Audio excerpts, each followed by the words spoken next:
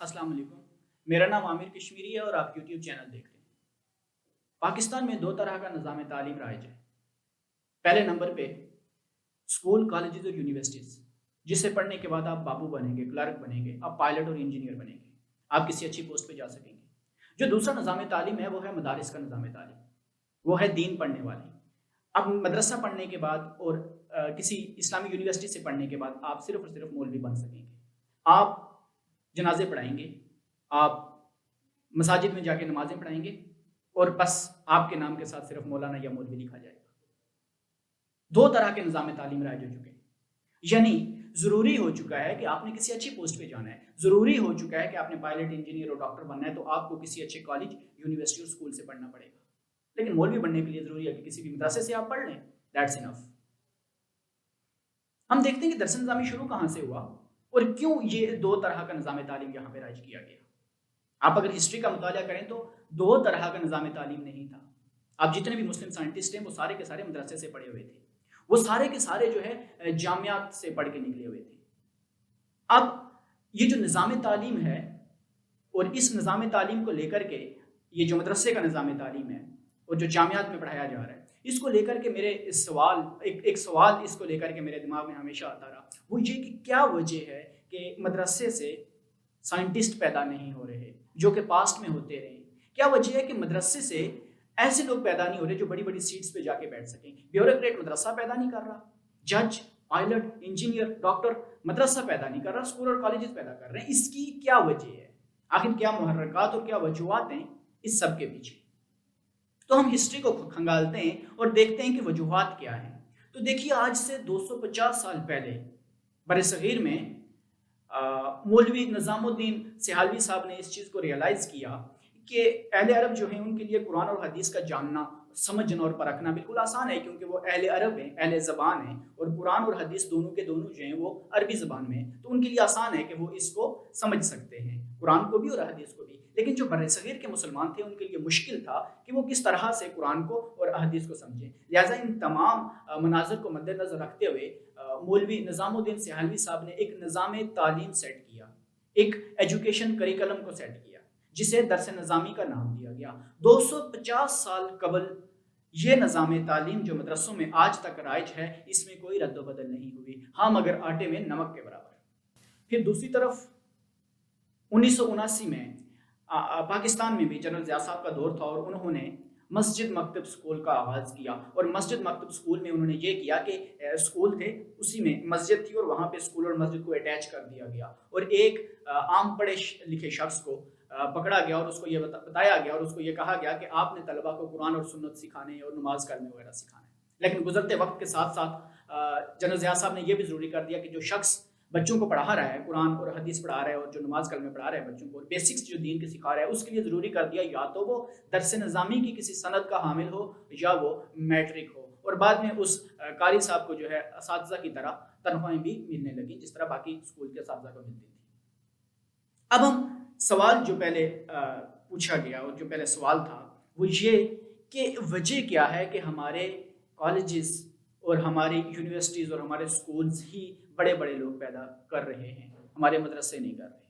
آج اس چیز کا انالیسس کریں گے۔ اس کی ایک وجہ ہے، آپ جب بھی کسی اسکول یا کالج یا یونیورسٹی کے لوگوں سے پوچھتے ہیں کہ کس قسم کی ویکیشنز چل رہی ہیں ہر سال، 1.5 سال 2 سال کے بعد، تو وہ بتاتے ہیں ہمیں کہ بھائی اسکولز میں یا کالج یا یونیورسٹی میں ویکیشنز چل رہی ہیں، ہمارے ٹیچرز کی، ہمارے پروفیسرز کی، ہمارے لیکچرارز کی ورکشاپز ہو رہی ہیں۔ وہ ورکشاپ میں، ان ورکشاپ میں ہوتا کیا ہے، کیا سکھایا جاتا ہے؟ چونکہ جو اسکول کا کریکلم ہے، جو نصاب تعلیم ہے ہمارے اسکولز، کالجز اور یونیورسٹیز کا، یعنی کہ جو دنیا پڑھنے والوں کا جو ہم نے چینج کر دیا، دین اور دنیا کو ہم نے جو الگ کر دیا، اس میں جو ہے وہ اسٹوڈنٹس بتاتے ہیں کہ ہمارے اساتذہ ورکشاپس پہ ہیں۔ وہ ورکشاپ میں ہوتا کیا ہے؟ ورکشاپس میں یہ ہوتا ہے کہ ہر سال یا ہر 1.5 سال یا ہر 2 سال کے بعد آپ کا نظام تعلیم اپ گریڈ ہوتا ہے، آپ کا جو نظام تعلیم ہے یہ تبدیل کیا جاتا ہے، یہ دنیا کے بدلتے ہوئے جدید تقاضوں کے تحت اس کو بدلا جاتا ہے، اور اس کے لیے ضروری ہوتا ہے کہ آپ کے جو اساتذہ ہیں ان کو بھی بتایا جائے کہ پرانا نظام تعلیم اور نئے نظام تعلیم میں کیا ڈفرینس ہے، اور یہ نیا نظام تعلیم جو لایا گیا یا رائج کیا گیا اس کو کس طرح سے پڑھانا ہے۔ اس لیے اساتذہ کی ورکشاپ ہوتی ہیں۔ لیکن बड़ी बदकिस्मती के साथ मदरसे के असातिज़ा जो पढ़ाते हैं उनको आज तक इस तरह की जो वर्कशॉप्स हैं वो नहीं करवाई गई। उसकी वजह ये है कि जो मदरसे का निज़ाम तालीम है वो 250 साल पहले जिस तरह का था आज तक उसी तरह का है, उसमें कोई तब्दीली नहीं लाई गई। आप देखिए कि स्कूल्स, कॉलेजेस और यूनिवर्सिटीज का निज़ाम तालीम हर साल और 1.5 साल के बाद तब्दील होता रहता है, लेकिन 250 साल पहले राइज किया जाने वाला एक निज़ाम तालीम आज तक वही चल रहा है। तो आप किस तरह से ये कह सकते हैं कि हमारे मदरसे भी अच्छे अच्छे और ज़िंदगी के मैदान में कामयाब होने वाले लोग पैदा कर सकते हैं। हमारे मदरसे ऐसे लोग पैदा कर सकते हैं जो कि मुल्क और कौम की बाग दौड़ अपने हाथ में ले सकें और उसे संभाल सकें, जबकि हमारा निज़ाम तालीम भी तब्दील नहीं हुआ, उसे अपग्रेड नहीं किया गया, वही पुराने का पुराना जो चल रहा था अब तक वही चल रहा है। चंद एक मिसालें आपके सामने रखते हैं। एक मसला पढ़ाया जाता है दर्स निज़ामी में कि जी कौवे में अगर कुत्ता मर जाए तो उसे किस तरह से साफ करना है। लेट्स सपोज ये कहा जाता है जी कि कौवे में कुत्ता मर गया तो उसमें से 100 डोल पानी के निकाल लें या 20 या 50 डोल आपका पानी के निकालेंगे तो वो जो कौवे का बाकी पानी है वो साफ हो जाएगा। 250 साल पहले किताब के अंदर ये मसला दर्ज था। क्यों? इसलिए कि तब कौवे मौजूद थे, तब डोल मौजूद थे, तो उनमें कुत्ते मर जाते थे, पानी खराब हो जाता था, तो ये तरीकाकार था उन्हें साफ करने का।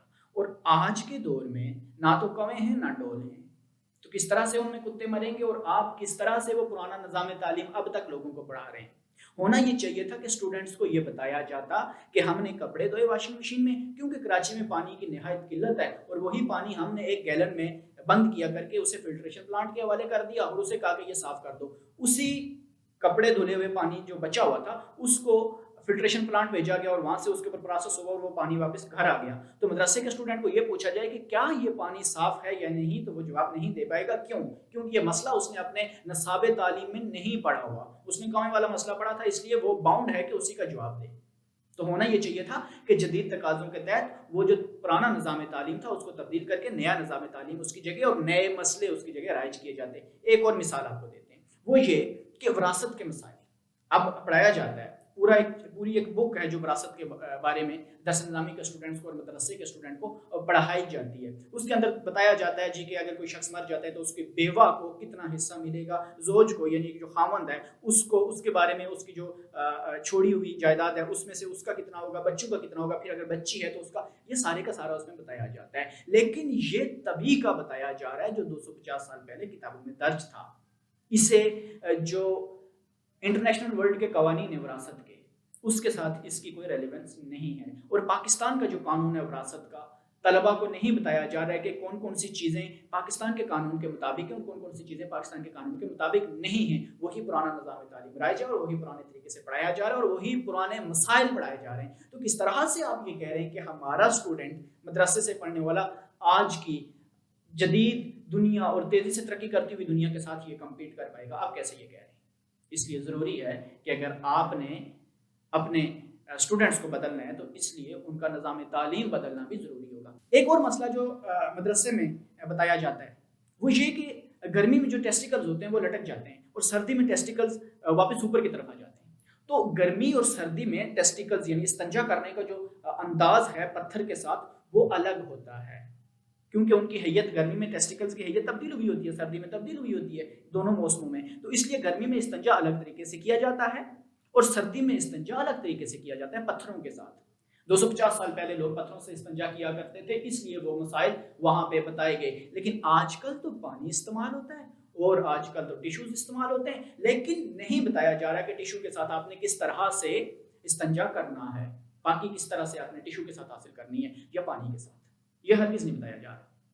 तो किस तरह से आप आज के 2021 के स्टूडेंट को 250 साल पहले मसाइल समझा के, कौवे के मसाइल, टेस्टिकल्स और इस्तिंजे के मसाइल और विरासत के पुराने मसाइल समझा के और इसी तरह से ओल्ड फैशन एजुकेशन दे के आप बच्चे को किस तरह ये कह रहे हैं कि वो आपकी आज की तरक्की करती हुई दुनिया के साथ कम्पीट करेगा? ये मुमकिन नहीं है। इसलिए ज़रूरी है खुदारा अपना निज़ाम तालीम बदलें और अपने जो स्टूडेंट हैं या बच्चे मदरसे में तैयार कर रहे हैं उनके हालात पे रहम करें।